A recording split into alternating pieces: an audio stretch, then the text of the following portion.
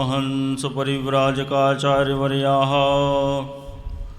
पदवाक्यप्रमाणपारावारपारिणाः यमनियमासनप्राणायामप्रत्याहार धारणा ध्यानसमाध्यष्टाङ्गयोगानुष्ठाननिष्ठाः तपश्चर्याचरणचक्रवर्तिनः अनादिगुरुपरम्पराप्तवैदिकधर्मप्रचारणपरायणाः सकलदर्शनसमन्वितवेदवेदान्तसिद्धान्तप्रतिपादकाचार्याः निगमागमसारहृदयाः सर्वतन्त्रस्वतन्त्राः अनन्तश्रीविभूषितजगद्गुरु श्रीमदाद्यशङ्कराचार्य भगवत्पादस्थापितमर्यादा पोषणपरायणाः परापरविद्याविद्योतितान्तःकरणाः गोमतीतीरवासिनः पश्चिमां नायद्वारका शारदापीठाधीश्वराः अनन्तश्रीविभूषितजगद्गुरु शङ्कराचार्य श्रीसदानन्दसरस्वती स्वामिवर्याः विजयन्तेतराम। धर्म की अधर्म का, प्राणियों में विश्व का, गौ माता की, धर्म सम्राट जगद्गुरु शंकराचार्य भगवान की, धर्म सम्राट द्वारका शारदा पीठाधीश्वर महाराज की, जगदम्बा महारानी की, सिद्धेश्वर भगवान की, ज्योतिरीश्वर भगवान की, राजा रामचंद्र की। हर हर महादेव। ओम अस्ति शस्तरणीकराग्रविगलत्कल्पप्रसूनाप्लुतं वस्तु प्रस्तुत वेणुनादलहरी निर्वाण निर्व्याकुलं स्रस्तस्रस्तनितं वनीविविलसद्गोपीसहस्रावृतम् अस्तन्यस्तनतापवर्गमखिलो दारं किशोराकृति योऽन्तः प्रविश्य मम वाचमिमां प्रसुप्तां सञ्जीवयत्कलशक्तिधरस्वधाम्ना अन्याश्च हस्तचरणश्रवणत्वगादीन् प्राणान्नमो भगवते पुरुषाय तुभ्यम्। तद्दिव्यमव्ययं धाम सारस्वतमुपास्महे यत्प्रसादात् प्रलीयन्ते मोहान्धस्तमसच्छटः। श्रीराम जय राम जय जय राम।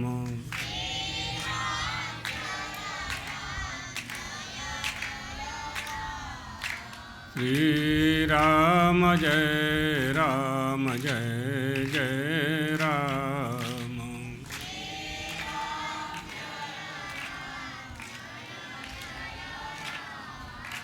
श्रीराम जय राम जय जय राम।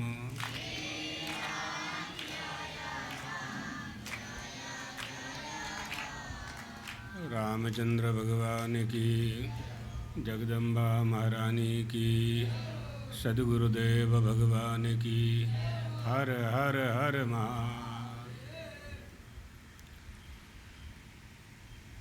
लक्ष्मण जी ने निषाद राज के प्रश्नों का उत्तर दिया, जिसे लक्ष्मण गीता के नाम से जाना जाता है। रामचरितमानस में अच्छे उपदेश दिए उन्होंने। कौन किसे सुख देता है और कौन किसे सुख दुख देता है। सुख और दुख का आगमन मनुष्य के जीवन में कैसे होता है। मनुष्य का स्वभाव है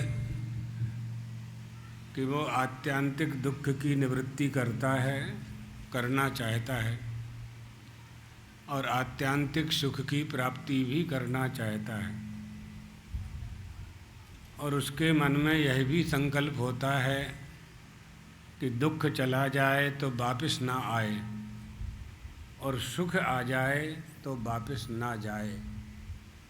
प्रत्येक मनुष्यों के मन में यह इच्छा होती है, ये कामना होती है। जहाँ महाराज दशरथ कैकई रानी से सुख प्राप्त करते थे, उसी कैकई रानी ने उन्हें दुख दे दिया। कहाँ सुख है और कहाँ दुख है, कहाँ से हमें सुख प्राप्त होगा और कहाँ से दुख प्राप्त हो रहा है, इसी को जानने का नाम विवेक है। यही जानना है। सुखस्य दुखस्य न कोपि दाता। कौन दे रहा है, कौन कर रहा है?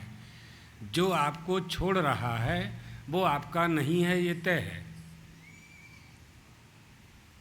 आपका जो हो सो हो। मेरे भरत को राज्य दीजिए, श्री राम को 14 वर्ष को वनवास भेज दीजिए। यही बात थी ना। तापस वेश विशेष उदासी, 14 वर्ष राम वनवासी, भरतस्याभिषेचनम। अयोध्या की राजगद्दी पर भरत जी का अभिषेक होना चाहिए और श्री राम का वनवास होना चाहिए। कौन किसको छोड़ रहा है? आपका प्रेम कहाँ है? महाराज दशरथ से प्रेम है आपका, माने अपने पति से आपका प्रेम है। आपके पुत्र श्री राम से प्रेम है। दोनों से प्रेम था, दोनों से प्रेम अलग हुआ, भरत जी में प्रेम चला गया। इसका मतलब वहाँ भी नहीं रहेगा। ये प्रेम नहीं होता है, इसको प्रेम नहीं कहते हैं। प्रेम तो बिल्कुल सत्य है। जैसे श्री राम हैं वैसे ही प्रेम उनका स्वरूप है। गुण रहितम कामना रहितम प्रतिक्षण वर्धमानम अनिर्वचनीयम सूक्ष्मतरम मूकस्वादानुवत। ये प्रेम के 6 लक्षण हैं। जहाँ ये 6 लक्षण प्राप्त होते हैं उसको प्रेम कहते हैं। आप देखिए कैकई माँ ने क्या किया, छोड़ दिया ना। जो प्रेम था, जो प्रेमास्पद था, पति से बढ़कर के तो कोई नहीं होता है। पति कह रहे हैं कि मैं श्री राम के बिना प्राण त्याग कर दूंगा, तब भी कैकई माता नहीं मानी, रानी कैकई नहीं मानी। तो जो तुम्हें छोड़ रहा है वो तुम्हारा स्वरूप नहीं है। परिवार के लोग आपको छोड़ रहे हैं वो आपके नहीं हैं। संबंधी आपको छोड़ रहे हैं तो वो आपके नहीं हैं। समधी समधन आपका छोड़ रहे हैं तो वो समधी समधन थे ही नहीं, आपने बनाए थे फिर अलग हो गए। अगर नहीं छोड़ रहे हैं और सही में प्रेम है तो बहुत अच्छी बात है, लेकिन छोड़ रहे जो जो वस्तु आपका त्याग कर रही है वो आपकी नहीं है, ये बात तय है। तो ये शरीर आपको छोड़ रहा है कि नहीं छोड़ रहा है? दुनिया का तो छोड़ो, शरीर ही आपको छोड़ रहा है। 80, 90, 100 साल में छोड़ ही रहा है। तो आपका कहाँ है ये शरीर आपका है ही नहीं, आपने अपना मान लिया है। जैसे आपका मकान मकान के लिए नहीं है, आपके लिए है, इसी तरह से आपकी शरीर की देह भी आपके लिए नहीं है, उसके लिए है जिसने बनाया है आपकी देह को। ये देह रूपी भवन परमात्मा के लिए है। मनोरमनीषा मनुजा निवासा, उसमें वो निवास करने के लिए उसने आपकी देह का निर्माण किया है। आपने उसमें अहम बुद्धि कर ली है। तो जो जो आपको छोड़ रहा है वो आप नहीं हैं। वो प्राण छोड़ रहे हैं आपको, प्राण आप नहीं हैं। आपका धन जा रहा है आपके पास, धन आपका था ही नहीं, आपने मान लिया था कि हमारा है। माने से कुछ नहीं होता। कोई व्यक्ति कहने लगे कि राष्ट्रपति भवन मेरा है, मान लो तुम, हो गया। मानने से होता क्या है? होता तो नहीं ना, ऐसा नहीं हो सकता। इसी तरह से जो मानी हुई बातें हैं उनमें सत्यता नहीं होती है। जहाँ जहाँ आप छोड़ रहे हैं वो आपका स्वरूप नहीं है। कौन आपके साथ हमेशा रहने वाला है? वही आप हैं। तो आपके साथ जो रहने वाला है उसका नाम आत्मा है और उसी आत्मा का नाम राम है। तो वही राम ब्रह्म परमारथ रूपा, वो जो राम है वो आपका वास्तविक स्वरूप है, उसी को समझना है।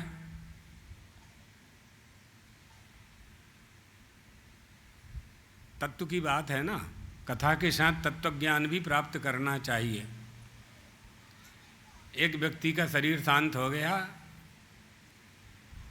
तो एक मस्तराम नाम के महात्मा थे, तो शरीर शांत हो गया तो उनको लेकर के लोग शमशान जा रहे थे। तो मस्तराम नाम के महात्मा उनके पास आए और मुर्दे से बोले। अब मुर्दा बोलता तो है नहीं, लेकिन हम भी ये बात समझाने के लिए बोल रहे हैं। मस्तराम कहते मुर्दे से, हमको कुछ समझाएगा? मस्तराम ने मुर्दा से पूछा कि तुम्हारा 100 साल का जीवन रहा, बहुत अनुभव तुम्हारे शरीर में भरा है, कुछ तत्व ज्ञान की बात हमको बताओगे? तो मुर्दा बोला, जीते जी तू मुर्दा हो जा, परब्रह्म को पाएगा। आया समझ में? मरने के बाद जैसे मैं पड़ा हुआ हूँ, मेरे हाथ पैर नहीं चल रहे हैं, मेरी कामना खत्म हो गई है, इच्छाएं खत्म हो गई हैं, इंद्रियां अवसन्न हो गई हैं, सब खत्म हो गया है मेरा, मुर्दा कह रहा है। ऐसी स्थिति अगर जीवित में बन जाए हमारी, तो हमने परमात्मा को पा लिया। ये ज्ञान है, और ये ज्ञान में विवेक है। इसलिए जो कोई ये कहता है कि आत्मा नहीं है, परमात्मा नहीं है, तो ये अनुभव की प्रणाली में कोई सिद्ध नहीं कर सकता है कि मैं नहीं हूँ। कोई ये कह सकता है कि मैं नहीं हूँ, खुद के लिए कोई कह सकता है कि मैं नहीं हूँ? मूर्ख व्यक्ति भी ये नहीं कहेगा कि मैं नहीं हूँ। जो ये कहेगा कि मैं नहीं हूँ, तो वो कौन सी जीभ से कह रहा है कि मैं नहीं हूँ? बोलने के लिए मैं नहीं हूँ इस शब्द को बोलने के लिए जीभ चाहिए, दांत चाहिए, ओंठ चाहिए, अकोह विसर्जनीया नाम कंठा, इन सब की जरूरत पड़ती है बोलने के लिए, वाणी को बोलने के लिए। तो जब आप नहीं हो तो आप कैसे कह रहे हो कि मैं नहीं हूँ? ये कह ही नहीं सकते। अच्छा, दूसरी बात, आप हो इसके लिए किसी प्रमाण की आवश्यकता नहीं है। आपकी उपस्थिति ही आपके लिए प्रमाण है। अंधेरे में भी आप हैं, प्रकाश में भी आप हैं, सर्वत्र जहाँ आप खड़े हैं वहाँ आप हैं। इसलिए ये आत्मा स्वतंत्र है। लक्ष्मण जी ने यही उपदेश गुह को यानी निषाद राज को दिया, जिसे कल हमने सुनाया था। अब आगे की कथा जो बढ़ती है, तो निषाद राज ने श्री राम से बहुत प्रार्थना की कि आप मेरी सेवा स्वीकार करें और मेरे राज्य में ही निवास करें 14 वर्ष तक। लेकिन श्री राम ने यह उनकी बात मानी नहीं और कहा कि निषाद राज, तुमने हमारी इच्छा पूरी की है, हमारी आज्ञा का पालन किया है, अब हमें गंगा पार जाना है। तो हमें गंगा पार जाने की तुम व्यवस्था करो, हम तुम्हारी और कोई वस्तु स्वीकार करने के लिए तैयार नहीं हैं। गंगा जी के पार जाना है और आगे गहन वन में जाना है, खोजना है कि कहाँ हम 14 वर्ष निवास कर सकते हैं, उसमें तुम हमारी सहायता करो। भगवान तो कृपालु होते हैं ना। भक्त भूमि, ब्राह्मण, गौ और देवताओं के हित के लिए मनुष्य का शरीर धारण करते हैं, है ना? जिनके सुनने से जगत का जंजाल छूट जाता है। मनुष्य का शरीर धारण करते हैं और जगत का जंजाल उनकी कथा श्रवण करने से छूट जाता है। अभी निर्विकल्प जी आपको बता रहे थे ना भगवान के अवतार की बात। गो साधु देवता विप्र वेदानाम रक्षणाय वै तनुम धत्ते हरि साक्षात भगवानात्मलीलया। भगवानात्मलीलया विप्रधैन सुर संत हित लीन मनुज अवतार। इसलिए अवतार होता है। मनुष्यावतार क्यों होता है? सरल भाषा में निर्विकल्प जी ने आपको बताया। भूमि ब्राह्मण गौ और देवता, गो साधु देवता विप्रो वेदा नाम रक्षणाय च। अगर उनका मनुष्य का अवतार ना हो तो मनुष्यों को क्या करना चाहिए ये कौन बताएगा?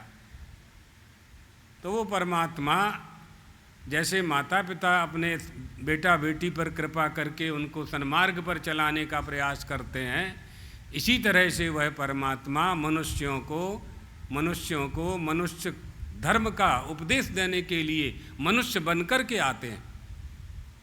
यही बात है अवतार की। उनको क्या लाभ है अवतार लेने से? हमारे आपके लिए अवतार धारण करते हैं। सवेरा हो गया, रात्रि विश्राम गंगा तट पर हुआ था, कल की कथा में आपने सुना। श्री राम ने कहा हम गंगा पार करेंगे। निषादराज गोह और सुमंत्र जी ने उनका अभिप्राय समझ लिया, अपने सेवकों को बुलाया, गोह ने अपने मंत्रियों को बुलाया, जल्दी से नाव को लाया जाए, इन सबको मैं गंगा के पार ले जाऊंगा। गोह की आज्ञा पाकर के मंत्रियों ने नाव की व्यवस्था कर दी। श्री राम ने कहा हमारा सामान नाव पर रखवा दिया जाए। सामान लद जाने के बाद राम लक्ष्मण सीता जी के साथ नाव पर सवार हो गए। इसके बाद श्री राम ने सुमंत्र से कहा, सुमंत्र अब आप हमारी पिताजी की रक्षा के लिए अयोध्या वापस लौट करके चले जाइए। गंगा पार होने के पहले सुमंत्र जी को वापस भेजने के लिए श्री राम आदेश देते हैं। हमको यहाँ तक रथ में आना था, हम आ गए, इसके बाद का मार्ग हम पैदल ही तय करेंगे। वनवास का आदेश हुआ है और तपस्वी के वेश में आदेश हुआ है और उदासीन होकर के निवास करना है, ऐसा आदेश हुआ है। हम आदेश का अक्षरशः पालन करना चाहते हैं, इसलिए आप लौट जाएं, हमारे प्रति मोह न करें। इस समय हम धर्म पालन करने में तत्पर हैं, आपको हमारी सहायता करनी चाहिए। सुमंत्र बड़े थे, श्री राम बड़ा उनका आदर करते थे, समझिए पिता तुल्य ही थे, लेकिन मंत्री थे तो उनको तो आदेश का पालन करना ही था, न चाहते हुए भी। सुमंत्र ने कहा आप तीनों को वन में छोड़ कर के जाना मुझे उचित प्रतीत नहीं होता है, लेकिन कोई उपाय भी नहीं।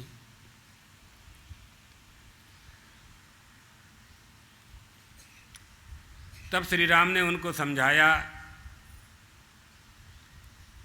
आप ऐसा उपाय करना कि महाराज दशरथ मेरे लिए शोक न करें, मेरे लिए दुखी ना हों। मैं जानता हूँ कि पिताजी मेरे बिना नहीं रह पाएंगे।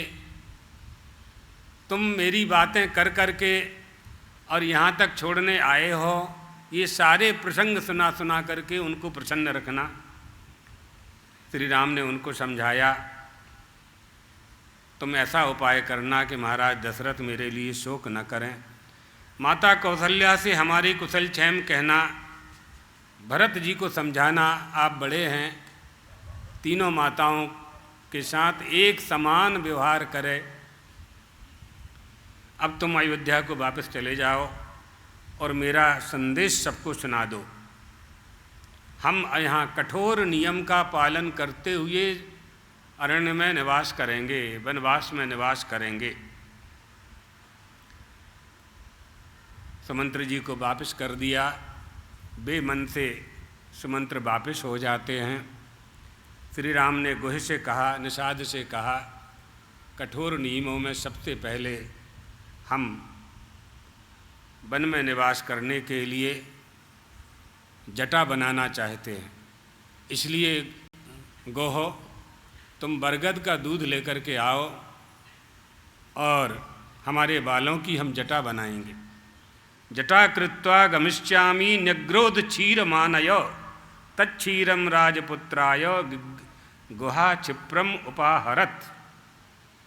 जैसे ही आदेश हुआ, श्री राम का दर्शन करते ही लोगों का उनके प्रति आकर्षण हो जाता था। निषाद राज ने तो पहली बार ही दर्शन किया था श्री राम का, लेकिन इतनी श्रद्धा उसकी हो गई थी कि जो वो आदेश देते थे उसका पालन करने में तुरंत तत्काल उपाय करते थे। सकल शौच करि राम नहाबा, शुचि सुजान बट क्षीर मंगाबा, अनुज सहित सिर जटा बनाए, देख सुमंत्र नयन जल छाये। सुमंत्र देख रहे थे जाते जाते, अयोध्या तो जाना ही था उनको, आंखों में आंसू आ गए उनके। राजकुमार का शरीर सिंहासन पर बैठने वाले, राज्याभिषेक की तैयारी, और क्या उनका स्वरूप है। अनुज सहित सिर जटा बनाए, अपने भाई लक्ष्मण और स्वयं के जटा बना लिए। आइए,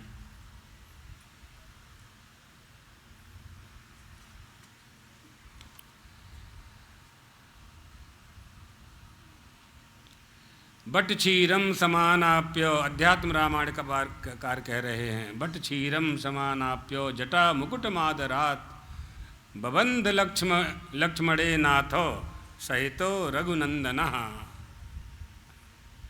दोनों भाइयों ने। और आनंद रामायणकार लिख रहे हैं, गुहा नीतैर बटैर क्षीरई बबंधो राघवो जटाम। राम के कहने पर गुह ने तुरंत बरगद का दूध लाया, उस दूध से श्री राम लक्ष्मण ने अपनी जटा बनाई और तत्काल जटाधारी हो गए। फिर तीनों गंगा के किनारे खड़ी हुई गंगा किनारे की नाव के पास पहुंच गए, है ना। अब दूसरी रामायणों में दूसरी भी कथाएं हैं, मिलती जुलती हैं। अध्यात्म रामायण वाले कहते हैं, और रामचरितमानस में भी ये प्रसंग आता है, और सरल भाषा में, तीनों जब नाव के पास पहुँचे तो तुलसीदास जी महाराज कहते हैं कि नाविक ने नाव में बैठने से मना कर दिया, ना पाड़ी दीदी, नहीं बैठना। अरे क्यों, क्या बात है? मांगी नाव न केवट आना, कही तुम्हारे मरम हम जाना, तरनी मुनि धरनी हुई जाई, बाट पर मुई नाव उड़ाई, यही प्रतिपालहूँ सब परिवारू, नहीं जानत कछु अबरु कबारू। हाँ, आपको नहीं बिठाऊंगा क्योंकि आपके पादर स्पर्श के, चरणों के स्पर्श से मेरी नाव नारी बन जाएगी। तो मैं तो स्वयं विवाहित हूँ। भगवान नाव में बैठना चाहते हैं, केवट मना कर रहा है। नाविक ने कहा, नहीं, हम आपको ऐसे नाव में नहीं बैठने देंगे। भला पत्थर की शिला और लकड़ी में क्या फर्क है? जिनके चरण के स्पर्श से पत्थर की शिला नारी बन जाती है, तो मेरी नाव तो लकड़ी की है। आपके पाँव की धूली पत्थर को नारी बना देती है, हमारी नाव भी नारी बन जाए, इसमें क्या आश्चर्य है। अतः आपके चरणों में जो धूल लगी हुई है उसको मैं पहले झड़ाऊँगा और झरा करके धोऊँगा, उसके बाद नाव में बैठाऊँगा। मेरे कुटुंब का रोजगार इसी नाव से चलता है। कहीं आपके पादस्पर्श से ये नारी बन गई तो मेरी तो रोजी रोटी ही नष्ट हो जाएगी, है ना। लोक कथाएँ भी हैं। लोक कथाओं में आता है कि जब भगवान दंडकारण्य में रहने लगे तो उनके साथ जानकी जी थीं। तो जानकी जी वहाँ थीं तो भगवान श्री राम के लिए कंद मूल फल सब ला देती थीं, व्यवस्थाएं कर देती थीं। तो वहाँ जो ऋषि मुनि निवास करते थे, तो ऋषियों मुनियों के मन में भी ये बात आई कि हमारे पास भी एक नारी हो तो हम अधिक देर तक भजन कर सकते हैं। भोजन आदि की व्यवस्था वो लोग कर दिया करेंगी, ऐसी भावना मन में उत्पन्न हो गई। तब भगवान ने सोचा कि इनके साधना में साधन तो नहीं बनेगा और विघ्न आएगा। इसलिए जब सीता जी का अपहरण रावण ने किया तो भगवान रोए, और जब ऋषियों ने रोते हुए देखा भगवान को तो कहा, अरे हमें विवाह नहीं करना, हमें नारी नहीं चाहिए। हाँ, तो रामचंद्र जी ने पूछा, हम आपके, हाँ, रामचंद्र जी ने उससे पूछा कि तुम क्या करना चाहते हो, केवट से क्या करना चाहते हो। भगवान श्री राम ने केवट से कहा, तुम्हारी जो इच्छा है वो तुम कर लो, तुम्हारी नाव ना जाए। इति युक्ता छालितौ पादौ परम तीरम ततो गतः। श्री राम के कहने पर लक्ष्मण जी ने पहले सीता जी को नाव पर बैठाया, फिर स्वयं बैठे और अंत में श्री राम भी नाव में बैठ गए। और इसके बाद केवट ने पाद प्रक्षालन किया। पाद प्रक्षालन किया तब श्री राम बैठे और सुमंत्र तथा गोह को भी उन्होंने जाने की आज्ञा दे दी कि अब आप लोग जाएं, बहुत दिन हमारे यहाँ ना रुको। मल्लाहों ने नाव को आगे बढ़ा दिया। राम ने सीता सहित गंगा जी का आचमन किया। नाव तेजी से गंगा की धारा में प्रवाहित होने लगी। जब बीच गंगा में नाव पहुंची तो सीता जी ने गंगा माता से प्रार्थना की, गंगा मैया से प्रार्थना की। सीता जी ने हाथ जोड़ करके कहा, हे माँ, महाराज दशरथ के पुत्र श्री राम मेरे पति अपने पिता की आज्ञा पालन करने के लिए वन गमन कर रहे हैं। उनके भाई साथ में हैं, मैं भी साथ में हूँ। 14 वर्ष के लिए हम लोग वनवास में जा रहे हैं। सकुशल वापस लौटें हमारे पतिदेव, हम वापस आकर के आपकी पूजा करेंगे। ब्राह्मणों को अन्न वस्त्रों का दान करेंगे हम। तीरम तु समन प्राप्यो नावम हित्वा नरस। गंगा किनारे पहुँचे तो तीनों उतर गए। उतर ठाणी भय सुरसरी रेता, सीय राम गोह लखन समेता। पारम गत्वा ब्रवीद वाक्यम निषादम रघुनंदन, ग्रहाण कर मूल्यम तम जग्राह चरणौ हरे। जब पार उतर गए तो श्री राम लक्ष्मण से बोले, तुम सीता जी के प्रति सावधान रहना। और श्री राम ने और सीता जी ने उतराई देनी चाहिए। उतर ठाणी भय सुरसरी रेता, सीय राम गुह लखन समेता। सीता जी उस समय कुछ था ही नहीं, सीता जी के पास ही अंगूठी थी। मन मुदरी मन मुदत उतारी, मना किया उसने, नहीं, हमने आपको नाव पार करा दिया है, जब गंगा पार करा दिया है, आप हमें संसार सागर से पार करा देना, यही हमारी काम है, यही हमारी कामना है। हम लोगों को नदी से इस पार से उस पार ले जाते हैं और आप संसार सागर से पार करने की क्षमता रखते हैं। हम आपके स्वरूप को, वास्तविक स्वरूप को समझ गए हैं, आपके लीला कौतुक को भी हम जान रहे हैं। प्रभु, हमें उतराई नहीं चाहिए। और लोक भाषा में समझना हो तो ये वहाँ कहा गया कि समान वाले उतराई, आप भी उतारने वाले हैं, हम आप भी उतारने वाले हो, हम भी उतारने वाले हैं। एक ही जाति हुई ना दोनों की, दोनों की एक ही जाति हो गई, तो उतराई लेने की आवश्यकता नहीं है एक दूसरे को, है ना। ईश्वर अंश, जीव अविनाशी। जो अंश होता है वो अंशी से भिन्न नहीं होता है। धर्मी में ही धर्म रहता है। तो कहाँ कौन है, कौन किसको उतार रहा है, कौन किसको नाव में चढ़ा रहा है और कौन उतराई ले रहा है, ये सब समझने की बातें हैं। भगवान की लीला और भगवान के चरित्र, इनको देख करके मुह्यन्ति यत् सूरयः, बड़े बड़े शूरवीर भी मोहित हो जाते हैं। लेकिन निषाद राज भी कम नहीं था। वशिष्ठ जी का ही अवतार था साप के कारण, ऐसे ही निषाद जब सापा सापी हुई तो वशिष्ठ जी को साप हुआ है निषाद के रूप में। देखिएगा कहीं किसी कथा में हैं, भील था ये। अच्छा, हाँ, अच्छा, वो शिवरात्रि वाला ये। अच्छा, ओ, हाँ,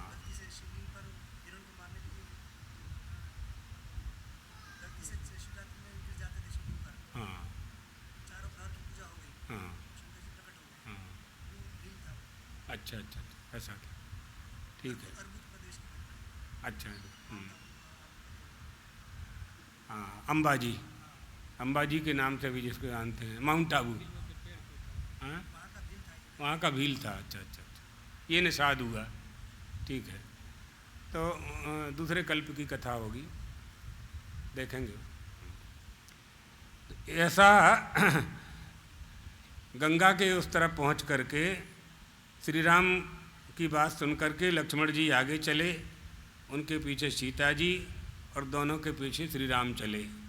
और रामचरितमानस के अनुसार चलते श्री राम आगे हैं, बीच में सीता जी हैं, पीछे लक्ष्मण जी हैं। ऐसे अलग अलग रामायणों में अलग अलग प्राप्त होता है। यहाँ कह रहे हैं भगवान श्री राम कि लक्ष्मण से कि लक्ष्मण, तुम सीता की रक्षा के लिए सावधान रहना और तुम आगे चलना, और सीता जी तुम्हारे पीछे चलेंगी। तुम दोनों की रक्षा करता हुआ मैं सबसे पीछे चलूँगा, क्योंकि हम निर्जन वन में प्रवेश कर रहे हैं। श्री राम की बात सुनकर लक्ष्मण जी आगे चले हैं, और तीनों चलते चलते चलते वत्स देश में आ गए, जहाँ बहुत जंगली जानवर, रीछ, चीतल आदि और हिंसक पशु निवास करते थे। वहाँ भूख लगने पर उन्होंने कंदमूल फल का भोजन किया और एक वृक्ष के नीचे निवास किया। रात भर पेड़ के नीचे निवास कर तीनों गंगा यमुना के संगम पर पहुंच गए। वहाँ श्री राम ने लक्ष्मण से कहा, लक्ष्मण, प्रयाग के चारों ओर उठने वाले धुओं से प्रतीत होता है कि यहाँ भारद्वाज मुनि का आश्रम है। सूर्यास्त भी होने लगा है। लक्ष्मण और सीता गंगा यमुना के संगम पर स्थित भारद्वाज मुनि के आश्रम में आते हैं, और वहाँ पहुंचकर तीनों भारद्वाज मुनि के दर्शन करते हैं। अभिलाषा से, दर्शन करने की अभिलाषा से खड़े रहते हैं। उनके सेवक सूचना देते हैं, दर्शन के लिए पधारे हुए हैं। तीनों ने ऋषि का अभिवादन किया, और राम ने भारद्वाज मुनि को अपना परिचय दिया। हम दोनों महाराज दशरथ के पुत्र हैं। राम और लक्ष्मण हमारा नाम है, और हमारी पत्नी सीता हैं, जो तपोवन में आई हैं। पिताजी ने मुझे वनवास दिया है। पिताजी की आज्ञा के अनुसार कंद मूल फल खाते हुए धर्मानुसार हमें आचरण करना है, और 14 वर्ष व्यतीत करने हैं। श्री राम के वचन सुनकर महामुनि भरद्वाज ने उनके लिए अन्न, कंद मूल फल आदि का प्रबंध किया। इस प्रकार अतिथि के रूप में राम का स्वागत सत्कार भरद्वाज मुनि के आश्रम में हुआ। स्वागत को स्वीकार कर जब श्री राम बैठ गए, तो भरद्वाज जी ने कहा, इक्ष्वाक वंशीय श्री राम, मैं बहुत दिनों से तुम्हारे आने की प्रतीक्षा कर रहा था। मैंने तुम्हारे वनवास के कारण को भी जाना है, सुना है। मैं पूरा प्रसंग जानता हूँ, मुझे विदित है। भरद्वाज जी के ऐसे वचन सुनकर श्री राम ने कहा, भगवान, पूर्व और जनपद के लोग मुझे और सीता लक्ष्मण को देखने आया करेंगे। इस कारण से हमें यहाँ तो निवास नहीं करना है, हमें और आगे जाना है। भरद्वाज जी ने यह भी निवेदन किया था कि आप यहाँ निवास कर सकते हैं, आसपास भी निवास कर सकते हैं। तब श्री राम ने कहा, यहाँ निवास करना उचित नहीं है, हमें एकांत प्रदेश में जाना है। एकांत में योग्य उत्तम स्थान आप हमको बताइए। तो भरद्वाज जी ने कहा, गोलांगूल, हाँ, यहाँ से 10 कोस दूर एक पर्वत है, और वह पर्वत महर्षियों से सेवित है, जहाँ बड़े बड़े ऋषियों ने, महात्माओं ने, महर्षियों ने तपस्या की है। पवित्र सुंदर क्षेत्र है। वहाँ की गायों की पूँछ के समान बंदर निवास करते हैं। चित्रकूट इति ख्यातो गंधमादन सन्नभी, बहुत सारे रीछ भी वहाँ निवास करते हैं। गंधमादन के समान पवित्र वह पर्वत चित्रकूट कहलाता है। वहाँ अनेक ऋषिगण शंकर के समान विहार करते हैं, तप के बल पर स्वर्ग गए हैं, उस पर्वत को मैं तुम्हारे निवास का उत्तम स्थान मानता हूँ, तुम्हें वहाँ जाकर के निवास करना चाहिए। मुनि भरद्वाज के आग्रह पर तीनों ने रात्रि में विश्राम तो वहीं किया और दूसरे दिन भरद्वाज ऋषि से आज्ञा लेकर के, संध्या वंदन करके, आज्ञा लेकर के, ऋषि को प्रणाम करके हमें चित्रकूट पर्वत पर जाने की आज्ञा दीजिए। भगवान की बात सुनकर को भरद्वाज ने कहा, श्री राम, मीठे फल और कंदमूलों से भरा चित्रकूट तुम्हारे लिए अनुकूल रहे, तुम पिता की आज्ञा का पालन कर सको, धर्म का पालन कर सको, तुम्हारा संकल्प पूरा हो, तुम उस पर्वत पर अपना आश्रम बना करके निवास करो, हमारी शुभेच्छा है। श्री राम आगे जाते हैं और आगे यमुना के किनारे फिर निवास करते हैं। यमुना के तट पर रात्रि व्यतीत करने के बाद प्रातःकाल श्री राम लक्ष्मण और भ्रमण करने लगते हैं जंगल में।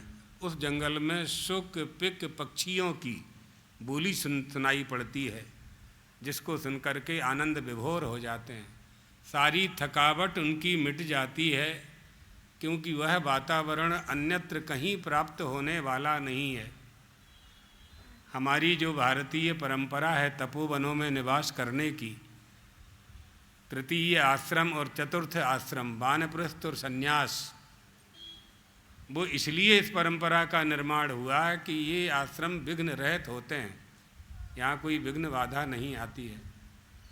जंगलों में जाकर के निवास करते हैं, तपस्या करते हैं, भगवान का भजन करते हैं, निर्भयता भी आती है। जंगली जानवर दिखते हैं, दिखाई भी पड़ते हैं, तो धीरे धीरे जब हमारे मन में किसी के प्रति हिंसा नहीं होती है, तो उन हिंसक पशुओं में भी हिंसा करने की इच्छा नहीं होती है। ऐसा होता है।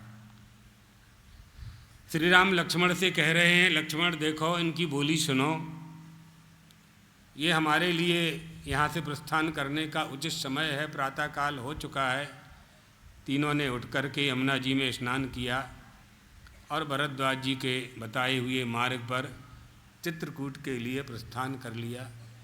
चलते चलते श्री राम ने सीता जी से कहा, सीता, शीत ऋतु बीतने पर बसंत ऋतु में पलाश के फूल वृक्षों में लद गए हैं। आपके यहाँ उसको खखरा बोलते हैं, पलाश को। बड़ा सुंदर फूल होता है, पेड़ों पर लटक रहे हैं। घड़ों के बराबर छतों पर देखो, मधुमक्खियों ने शहद भर दिया है। वन का बड़ा भाग बहुत ही रमणीय है। विशाल शिखर वाले चित्रकूट पर्वत को देख करके तीनों के मन में अत्यधिक प्रसन्नता की अनुभूति हुई। इस पवित्र चित्रकूट वन में हम सुखपूर्वक निवास कर सकेंगे। ततस्तौ पादचारेण गच्छन्तौ सह सीतया रभ्यासदतुः शैलम चित्रकूटम मनोरमम। आगे राम लखन पुनि पाछे, तापस वेश विराजत काछे। उभय बीच सिय सोहत कैसे, ब्रह्म जीव विच माया जैसे। ब्रह्म और जीव के ब्रह्म में जैसी तीनों चले जा रहे हैं, बीच में सीता जी हैं। उदाहरण दे रहे हैं तुलसीदास जी, राम और लक्ष्मण के बीच में चलती हुई सीता जी ऐसी सुशोभित हो रही हैं जैसे ब्रह्म और जीव के बीच में माया चल रही हो। अखिलोपाधि विनर्मुक्तम शुद्ध माद्य रहितम शांतम निरीहम कार्य व्यापार रहितम ब्रह्मेति। ब्रह्म तो उपाधि रहत है, नाम रूप गुण माया आदि से रहत है, उत्पत्ति और नाश से रहत है, शांत कामना रहत है और व्यापार से रहत है। उसी को ब्रह्म कहते हैं। ये जो जीव है, जो बिंब रूप होकर संपूर्ण उपाधियों से रहत है, वही परमेश्वर है। और जो प्रतिबिंब रूप होकर उपाधियों से ग्रसित है, उसे जीव कहते हैं। इसमें नराभिमान आ जाता है, जीवत्वाभिमान आ जाता है, धनाभिमान आ जाता है, इसे जीव कहने लगते हैं। ईश्वर की उपाधि माया है और जीव की उपाधि अविद्या है। माया विद्ये विहायैव उपाधि पर जीवयो, दोनों की उपाधि को अलग कर दिया जाए तो ब्रह्म के अतिरिक्त कुछ भी नहीं है। अर्थात जो त्रिगुणात्मिका माया है, गुणमयी तत्व प्रतिभात प्रतिबंधेन, और जो वही माया जो त्रिगुणात्मिका है और जो आवरण और विक्षेप, इन दोनों शक्तियों के द्वारा सत्य प्रकाश को अवरोध करके असत्य का प्रकाश करने वाली है, अर्थात आच्छादित कर देती है, ब्रह्म के वास्तविक स्वरूप को आच्छादित कर देती है। जगत जो दिखाई पड़ रहा है, जो दृश्यमान जगत है, ये नित्य शुद्ध बुद्ध मुक्त स्वभाव परात्पर परब्रह्म परमात्मा का विलास मात्र है। इस परमात्मा के विलास को इस मनुष्य ने सत्य मान लिया है, सत्य मान लिया, सत्य मान करके व्यवहार करने लगा है। ये जगत दिखाई तो पड़ता है भी, लेकिन सत्य नहीं है, यह बात बताई जा रही है। जब हम इसको सत्य मान लेते हैं तो वैसा ही व्यवहार करते हैं, नित्य मान लेते हैं तो वैसा ही व्यवहार करते हैं, तो भाई भाई से 1 एकड़ ज़मीन के लिए अदालत में चला जाता है। वो ज़मीन 1 एकड़ उसके जन्म लेने के पहले उसकी नहीं थी, उसके ना रहने पर उसकी नहीं रहेगी, लेकिन अविवेक के कारण ये मैं हूँ और ये मेरा है, ये अभिमान, ये अविवेक दोनों को न्यायालय में भेज देता है। धन भी खर्च होता है, अपमान भी होता है, समय भी नष्ट होता है, भगवान का भजन भी नहीं कर पाता है, क्योंकि मस्तक में मन मस्तिष्क में चिंतन में तो वो ज़मीन बनी हुई है, वो सोना चांदी बना हुआ है, वो परिवार बना हुआ है, वो अपमान हुआ वो बना हुआ है, वो सम्मान हुआ, मंच पे माला पहनाई गई वो भी बना हुआ है, वो भी बाधक है, वो भी बाधक है, क्योंकि वो सम्मान आपका अभिमान पैदा कराता है। अभिमान से मुक्त हुए बिना आप न तो परमात्मा की सेवा कर सकते हैं, न समाज में सम्मान प्राप्त कर सकते हैं। भगवान श्री राम ने हनुमान जी से पूछा, कहो कपि रावण पालित लंका, कही विधि दहु दुर्ग अति बंका, अति प्रसन्न जाना हनुमाना, बोला वचन विगत अभिमाना। भगवान को प्रसन्न जान करके मान करके हनुमान जी ने ऐसे वचन कहे, अभिमान छोड़ करके वचन कहे, नाथ मेरी कोई प्रभुता ही नहीं है इसमें, मैंने कुछ नहीं किया, मैंने कुछ नहीं किया, आपने करवा लिया, मैंने कर दिया, आपने निमित्त बनाया, मैं निमित्त बन गया। अभिमान नहीं होना चाहिए। सेवा करने का भी अभिमान हो जाता है। एक गांव के वरिष्ठ पुरुष कथा सुनने जाते थे, पंडाल पूरा खचाखच भरा हुआ था, तो सबसे पीछे बैठ गए, जगह नहीं थी कहीं, तो जहाँ लोग जूता उतारते थे वहाँ जा कर के बैठ गए। कथा सुनी, यजमान ने पूछा, आप दिखे नहीं कथा के समय, कहाँ थे? नहीं, मैं पीछे बैठा था, जहाँ लोग जूता उतारते हैं वहाँ बैठ गया था। अरे भगवान की कथा सुनना है, कहीं भी बैठ कर के सुन लें, क्या फ़र्क पड़ता है, इसमें कोई बड़े छोटे की बात नहीं है। और ये बात उन्होंने पूरे गांव में बताई, तो सबसे पीछे जूतों के पास बैठ कर के कथा सुनने का ही अभिमान हो गया। तभी ना बता रहे हो, आया समझ में आया ना? अपनी नम्रता भी अभिमान में परिवर्तित हो गई, ये अभिमान है। इसलिए इन अभिमानों से मुक्त होना चाहिए। तुम कुछ नहीं कर सकते, अगर तुम कुछ कर सकते हो तो सब कुछ कर सकते थे। तो संसार में कोई निर्धन ही नहीं होता, संसार में कोई मूर्ख ही नहीं होता। कौन नहीं चाहता? सभी ज्ञानी होना चाहते हैं, सभी इस मंच पर बैठ करके कथा सुनाना चाहते हैं। कोई सुनना ही नहीं चाहेगा, सुनाना ही चाहेगा। सभी लोग हवाई जहाज में चलना चाहते हैं, कहाँ चल पाते हैं? कोई बैलगाड़ी में चल रहा है, कोई साइकिल में चल रहा है, कोई मोटरसाइकिल में चल रहा है, कोई गाड़ी में, कोई रेलगाड़ी में, कोई हवाई जहाज में। आप जो चाह रहे हो वो कहाँ हो रहा है, कहाँ मिल रहा है आपको? तो आपके हाथ में है क्या? आपके हाथ में क्या है? यदि आप कुछ अच्छा कर पा रहे हो, अन्य लोगों की तरह, अन्य लोगों से अधिक अच्छा कर पा रहे हो, तो भगवान आपको निमित्त बना करके वह अच्छा करवा रहा है।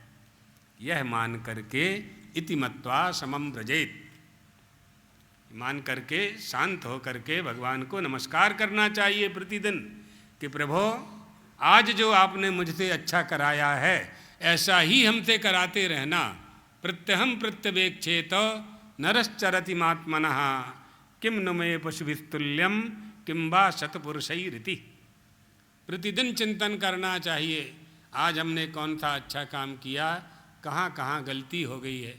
जहाँ जहाँ गलती हो गई है प्रभु से प्रार्थना करें बिस्तर पर सोने के पहले कि प्रभु कल हमसे ऐसी गलती ना हो। और जो अच्छे अच्छे काम किए प्रभु आपने वो करवा लिए, हमारी बुद्धि ऐसा ही करती रहे, ऐसी प्रार्थना करके विश्राम करना चाहिए। सवेरे जैसे ही विश्राम से उठे धरती माता को प्रणाम करें, अपने से बड़ों को प्रणाम करें, स्नान ध्यान करके नित्य कर्म संध्या वंदन करें। बाह्याभ्यंतरः शुचि, अंतर अपने अंदर की पवित्रता के लिए, बाहर की शरीर की पवित्रता के लिए, अंतर मन अंतर्मुखी होने के लिए जाप करें और शरीर की पवित्रता के लिए स्नान करें। स्नान करने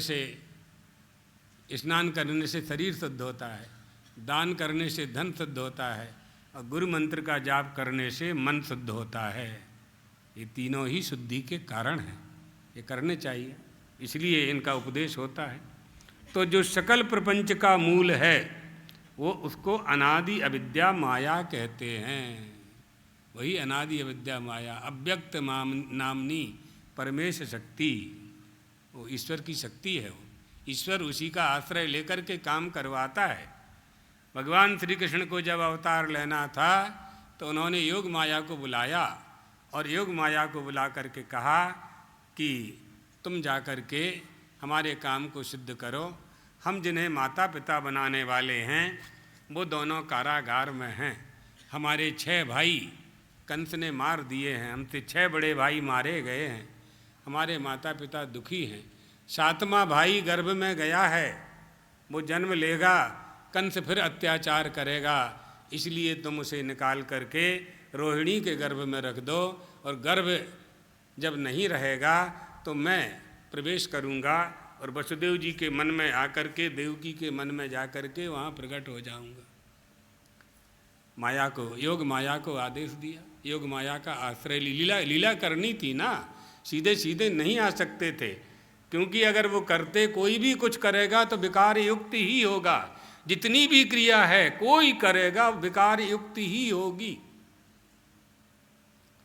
भले ही सत्य संपन्न क्रिया हो उसका भी फल मिलेगा। इसलिए वो जो परमात्मा है, इसलिए उसे अशब्द मस्पर्श मरूप मव्यय कहा जाता है। शब्दों से ही उसका बयान नहीं कर सकते, बखान नहीं कर सकते, तो और की तो बात ही क्या है। रूप ही नहीं है तो शब्द क्या काम करेंगे वहाँ। मनोवांग कर्म भी कैसे जाने फिर हम उसे। इसी के लिए सत्संग है, इसी के लिए उपनिषद हैं, इसी के लिए ब्रह्म विद्या है, इसी के लिए ज्ञान है। ज्ञान जहाँ से प्राप्त होता है उन लोगों से संबंध स्थापित करना चाहिए। पैदल चलते चलते सीता जी और दोनों भाई रमणीय मनोरम पर्वत चित्रकूट के पर्वत पर पहुंच गए।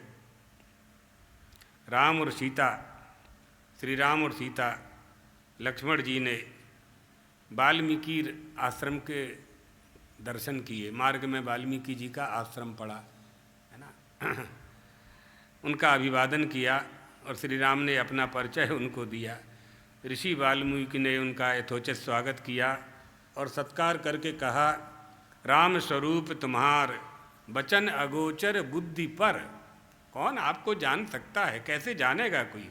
अविगत अकथ अपार नेति नेति नित निगम कह, नेति नेति नित निगम कह, नइति नइति नइति। ये नहीं है, ये नहीं है, ये नहीं है। जो ये कह रहा है कि नहीं है, वो है कि नहीं? वही राम है। निषेधक अपना निषेध नहीं कर सकता। यहाँ से चल करके समतल स्थान पर श्री राम ने लक्ष्मण जी से कहा, लक्ष्मण, सुंदर और मजबूत लकड़ियों का इंतजाम किया जाए, यहाँ पर्णकुटी का निर्माण हो, मेरा मन यहाँ निवास करने को कहता है। श्री राम की आज्ञा से लक्ष्मण जी ने सुंदर कुटिया का निर्माण कर दिया। उस पर्णशाला को देख कर के श्री राम बहुत प्रसन्न हुए और बोले कि इसमें वास्तु शांति करनी चाहिए। देखो, वहाँ भगवान भी वास्तु शांति कर रहे हैं। गृह प्रवेश करने के पहले अगर 14 वर्ष वहाँ निवास करना है तो पूजा पाठ होनी चाहिए। ये सब हमारे शास्त्रीय विधान हैं। इन विधानों में मनमाना नहीं करना है, इनका पालन करना चाहिए। इन सब का बहुत प्रभाव पड़ता है, इसलिए उपेक्षा नहीं की जानी चाहिए। ये हिंदुओं में ही यह किया जाता है। इसलिए ये जो सनातन धर्म है, हिंदुओं का धर्म है, ये इसका मूल आधार वेद और शास्त्र हैं। और वेदों और शास्त्रों का पालन करने वाले भगवान श्री राम हैं और श्री कृष्ण हैं। हमारे 24 अवतार हैं। तो भगवान श्री राम खुद वास्तु शांति करवा रहे हैं। तो जब आप लोग भी करवाते ही हो, जो जिन घरों में संस्कार हैं वो लोग सब करवाते हैं, अभी भी करवाते हैं। नया मकान बनाते हैं तो वास्तु शांति होती है, कथा होती है सत्यनारायण भगवान की, ब्राह्मणों को बुलाया जाता है, कन्या भोजन होता है। इन सबसे जो सुख मिलता है, जो अनुभूति होती है, उसको कोई क्या बताएगा, व्याख्यान करके क्या बताएगा? करके देखो, तभी आनंद की प्राप्ति होगी। श्री राम की आज्ञा से लक्ष्मण जी कंद का गूदा ले आए, गजकंद का गूदा ले आए और उससे उन्होंने वास्तु शांति की।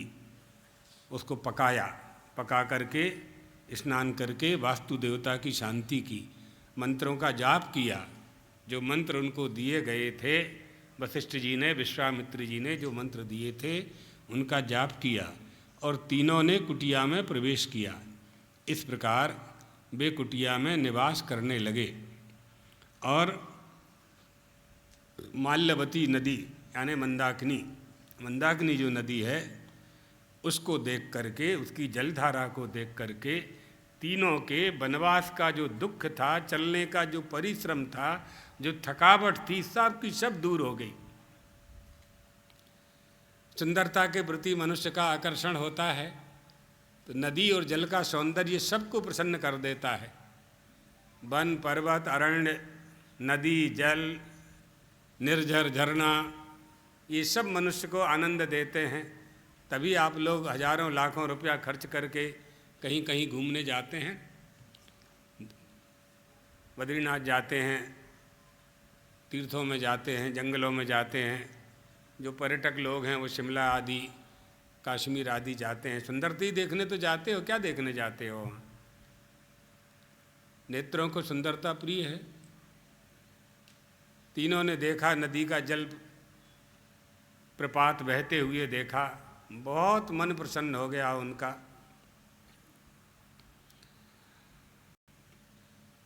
वनवास के सारे दुख भूल गए। यहाँ भगवान पर्णकुटी में निवास करने लगे और यहाँ सुमंत्र गंगा जी से वापस होकर के अयोध्या आ गए। अयोध्या में जैसे ही रथ की आने की गड़गड़ाहट सुनी अयोध्या वासियों ने, तो सब के सब नगर के बाहर दौड़ पड़े। हो सकता है श्री राम को सुमंत्र जी मना करके वापस ले आए हों, लेकिन रथ तो खाली था। श्री राम का संदेश महाराज दशरथ के पास सुमंत्र पहुँचे। श्री राम का संदेश उनको सुनाया। मूर्छित होकर के गिर पड़े, विलाप करने लगे। रानियां विलाप करने लगीं, दशरथ विलाप करने लगे। श्री राम और लक्ष्मण के संदेश सुनाने का संदेश बड़ा विस्तार से सुमंत्र जी ने सुनाया, लेकिन दशरथ महाराज के मन में तो एक ही पिपासा थी, एक ही प्यास थी श्री राम को वापस लाए कि नहीं, आए कि नहीं। बस सुमंत्र जी ने कहा नहीं, वो अपनी प्रतिज्ञा नहीं तोड़ सकते, 14 वर्ष के बाद ही उनका वापस आना होगा। कैकेयी माँ भी वहाँ बैठी थीं। किस संबंध से, किस संबंधों का पालन होता है। तो देखो एक बात समझ लो कि मनुष्य के बीच में जो संबंध होते हैं, उन संबंधों में जब तक धर्म होता है तब तक वो संबंध होते हैं, और जहाँ दोनों के संबंध के बीच में धर्म का पालन नहीं होता तो संबंध टूट जाया करता है। अब यहाँ समझना होगा कि धर्म क्या है। तो दोनों के बीच में जो कर्तव्य है, धर्म की जो प्रतिज्ञा है, जो कुल धर्म है, जो गृहस्थ का धर्म है, जो पाणी ग्रहण का धर्म है, जो ब्रह्मचारी का धर्म है, जो वानप्रस्थी का धर्म है, वो धर्म जब तक हम दोनों के बीच में रहेगा, उन दोनों के बीच में रहेगा, तब तक वो संबंध बने रहेंगे। जब संबंधों के बीच में स्वार्थ आएगा, संबंध टूटेगा। संबंधों के बीच में राग द्वेष आएगा, छल कपट आएगा, दूसरे का धन अपहरण करने की इच्छा आएगी, वो संबंध निश्चित रूप से कभी न कभी टूटेंगे, मन मुटाव आएगा। एक दूसरे से भले ही साथ में रहें, लेकिन मन से धीरे धीरे दूर होते जाएंगे, दूर होते जाएंगे। मंथरा के व्यवहार से, कैकेयी रानी के व्यवहार से महाराज दशरथ की जो स्थिति बनी, उस स्थिति से हमें ये शिक्षा लेनी चाहिए। हम क्या चाहते हैं, क्या प्राप्त करना चाहते हैं। जो वस्तु हम प्राप्त करना चाहते हैं, उस वस्तु को प्राप्त करने में यदि हमने विवेक का प्रयोग नहीं किया, तो यदि वो वस्तु प्राप्त हो भी जाएगी तो फल प्रदान नहीं करेगी। अर्थात श्री राम का वनगमन हो गया, श्री राम वन चले गए। क्यों वनवास हुआ श्री राम जी का? ताकि भरत जी का राज्याभिषेक हो सके। तो क्या भरत जी का राज्याभिषेक हुआ? नहीं हुआ। तो कहाँ फल मिला? कैकेयी को अपने किए हुए का फल कहाँ प्राप्त हुआ? यही विचार करना चाहिए। कथाएं इसलिए हमारे ऋषियों ने हमें दी हैं, इनका सार यही है। तो प्रेम की जो व्यवहारिक सत्ता है, उस व्यवहारिक सत्ता में सब बह जाते हैं, उसी में प्रवाहित होते हैं। जैसे नदी की वेगवती धारा में लकड़ी बहती जाती है, इसी तरह से मनुष्य का मन भी प्रवाहित होता रहता है, बहता रहता है। कहीं ठिकाना नहीं, कहीं घाट नहीं मिलता उसको। उसकी चंचलता हमेशा उसको आगे से आगे ले जाती है। राजा पुरंजन कहाँ गया, कहीं सुख नहीं मिला उसको। एक सेठ जी का लड़का था, वो व्यापारी था, तो दुकान थी उसकी। दुकान बंद करके आश्रम में सत्संग होता था, तो रोज़ महात्मा जी के यहाँ सत्संग करने के लिए जाता था। महात्मा जी का शिष्य था, रोज़ सत्संग के लिए जाया करता था। लेकिन आरती में नहीं होता था। जैसे ही कथा पूरी हुई और महात्मा जी ने कहा रामचंद्र भगवान की, और वो उठ के चल देता था, आरती में खड़ा नहीं होता था। साथ वालों ने कहा भैया तू 1 घंटा तक सत्संग श्रवण करता है, आरती देख करके क्यों नहीं जाता? आरती का भी तो पुण्य मिलता है। तो उसने कहा नहीं, मुझे बहुत जल्दी होती है, क्योंकि मैं जब तक नहीं जाता हूँ तो मेरे माता पिता और मेरी पत्नी भोजन नहीं करते हैं। इतना प्रेम वो लोग करते हैं, तो मुझे माता पिता जल्दी भोजन कर सकें और जल्दी विश्राम कर सकें, इसलिए मुझे जल्दी जाना पड़ता है। और मैं जब तक भोजन नहीं करता हूँ तो पत्नी भी भोजन नहीं करती है, इसलिए मुझे सबका ध्यान रखना होता है, तो मैं जल्दी भाग जाता हूँ। मैं जब तक नहीं जाऊँगा तो तीनों भोजन नहीं करेंगे। तो मित्रों ने कहा कि इतना प्रेम करते हैं माता पिता पत्नी तुझसे? बोले हाँ, इतना प्रेम करते हैं। महात्मा जी को बताया। महात्मा जी ने कहा बेटा तुम आरती देख करके क्यों नहीं जाते? कहा गुरुजी आरती देखूंगा तो विलम्ब हो जाएगा, आपकी आरती तो आधा घंटा चलती है और मेरी पत्नी और मेरे माता पिता मेरे बिना भोजन नहीं करते। तो महात्मा जी ने कहा इतना प्रेम करते हैं माता पिता पत्नी तुझसे? बोले हाँ इतना प्रेम करते हैं, सच्चा प्रेम हमारे परिवार में ही है, पूरे गांव में और कहीं नहीं। महात्मा जी ने कहा बड़े आश्चर्य की बात है, हम परीक्षा लेना चाहते हैं। तो सेठ के लड़के ने कहा परीक्षा ले लो आप। तो उसने कहा कि कैसे परीक्षा लेंगे? बोले कल से तुम 6 महीने तक रोज़ हमारे पास आओ, हम तुमको प्राणायाम करना सिखाएंगे। प्राणायाम में तुम श्वास रोक करके और कम से कम आधा घंटे तक 20-30 मिनट तक मूर्छित पड़े रहोगे। बिना श्वास चले तुम्हारे प्राण नहीं निकलेंगे। प्राणायाम में ये बल होता है, नाक बंद करके रोकते हैं ना योगी लोग, 30 सेकंड से शुरू करते हैं, 3 मिनट तक तो अभी बहुत लोग रोक लेते हैं। 3 मिनट तक नाक बंद करके बिना मुंह से भी नाक सांस नहीं लेते हैं, नाक से भी नहीं लेते हैं। और फिर अभ्यास बढ़ाते जाएं बढ़ाते जाएं बढ़ाते जाएं। प्राणायाम का फल ये होता है कि जितनी ही आप श्वास रोकेंगे आपकी आयु उतनी ही बढ़ती जाएगी, क्योंकि आपकी जो आयु है प्रतिदिन 21,600 बार ये मनुष्य श्वास लेता है। तो जितनी ही ये रोकेगा प्राणायाम के द्वारा, जबरदस्ती नहीं, सामान्य रूप से, बिल्कुल सहज रूप से जितनी ही रोकेगा उतनी ही आयु की वृद्धि होती जाएगी। इसलिए योगी लोग बहुत दिन तक देह धारण किए रहते थे।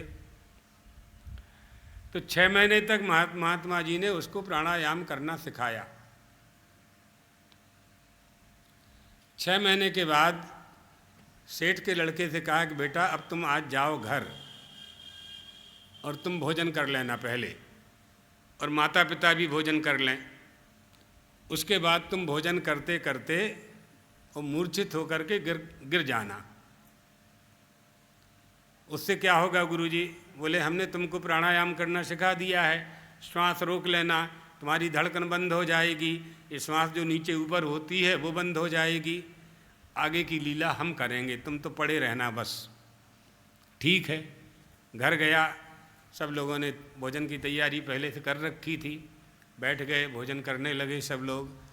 चारों ने भोजन किया, लड़के ने भी भोजन किया, और भोजन करने के बाद वहीं मूर्छित होकर के गिर पड़ा। हाहाकार मच गया, माता पिता रोने लगे, पत्नी रोने लगी, क्या हो गया क्या हो गया, क्यों मूर्छित हो गया? वैद्य आ गए, डॉक्टर आ गए, झाड़ फूंक करने वाले आ गए, गुनिया लोग आ गए, होश ही ना आए, पूरा गांव इकट्ठा हो गया। बहुत हिलाया डुलाया, 2-4 मिनट हो गए, होश ही ना आए। वैद्य ने कह दिया नाड़ी नहीं चल रही है, श्वास भी नहीं चल रही है, लगता है कि प्राण चले गए। रोने लगे सब लोग। गांव के लोगों ने कहा कि भैया ये महाराज जी का चेला था, एक बार महाराज जी को तो खबर दो कि इसका चेला, इनके चेले का शरीर शांत हो गया है, वो कुछ उपाय करें। तो महाराज जी को बुलाया गया, तो महात्मा जी आए। महात्मा जी ने उल्टा पलटा के देखा, बोले हाँ ये तो बेहोश हो गया है, हो सकता है प्राण चले गए हों। तो परिवार वालों ने कहा कि महाराज जी आप कुछ करो उपाय। तो उन्होंने आंख बंद करके कहा कि हाँ उपाय तो हम जानते हैं, लेकिन उपाय हम बता देंगे, करना आप लोगों को है। तो उन तीनों ने कहा हम लोग करेंगे, अपने बच्चे के प्राणों की रक्षा के लिए हम सब कुछ करेंगे, आप उपाय बताइए। तो महात्मा जी ने कहा तांबे के लोटे में जल ले आओ। तांबे के लोटे में जल लाया गया, और महात्मा जी ने और बालक के सिर पे 3 बार घुमाया और कहा कि इस लोटे के जल को जो पी लेगा वो मर जाएगा और ये जिंदा हो जाएगा।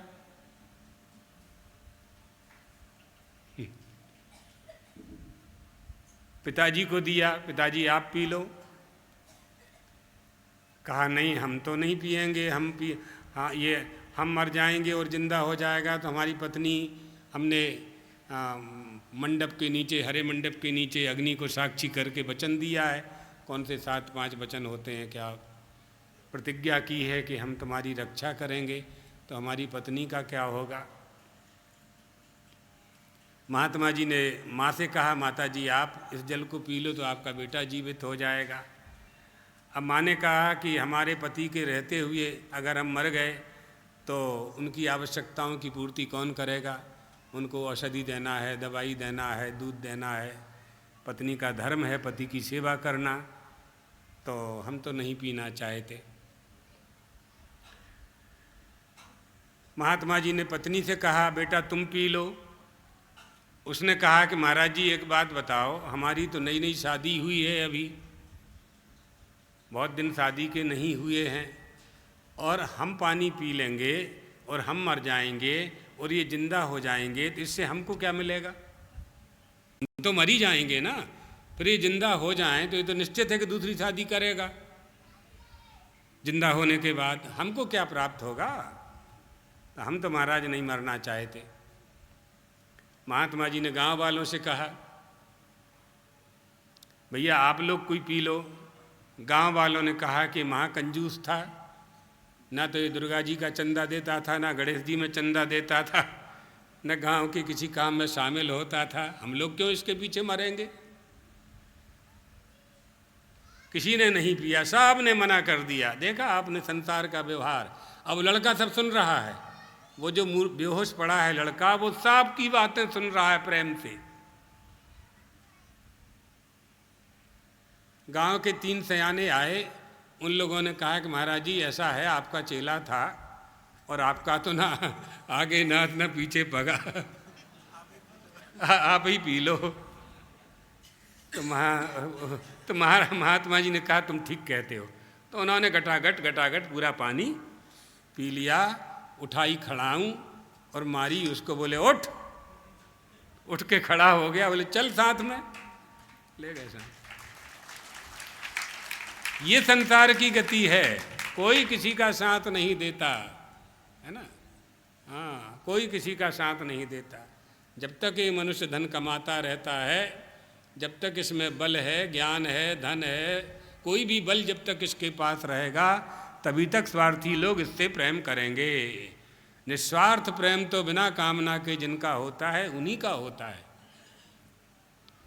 अपने बालक को राजा बनाने के लिए श्री राम को वनवास भेज दिया गया। आगे की कथा में आएगा कि महाराज दशरथ श्री राम के वियोग में प्राण त्याग करते हैं। तो पुत्र के वियोग में प्राण त्याग क्यों करना पड़ा? किसी कार्य के पीछे कारण होता है, हमेशा ये ध्यान रखना चाहिए। साधारण भाषा में भी आप लोगों के लिए भी, अगर कोई काम हो रहा है, अच्छा हो रहा है या गड़बड़ी हो रही है, तो उसके पीछे कोई ना कोई कारण है। आज महाराज दशरथ को ये दिन क्यों देखने पड़े, इसके पीछे जो कारण है वो हम आपको कल बताएंगे। माने श्रवण कुमार की कथा आप लोग कल सुनेंगे। श्री राम जय राम, जय जय राम।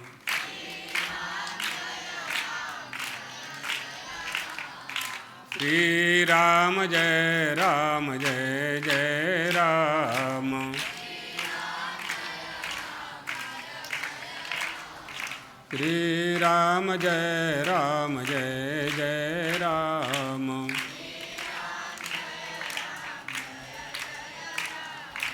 श्री राम जय राम, जय जय राम।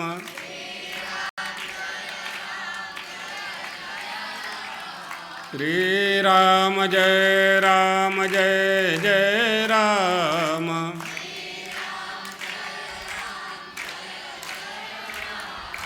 श्री राम जय राम, जय जय राम।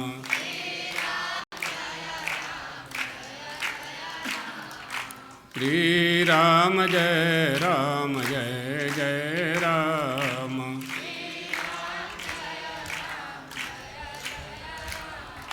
धर्म की अधर्म का, प्राणियों में विश्व का, गौ माता की, सद्गुरुदेव भगवान की। हर हर महा। धर्म सम्राट द्वारका शारदा पीठ।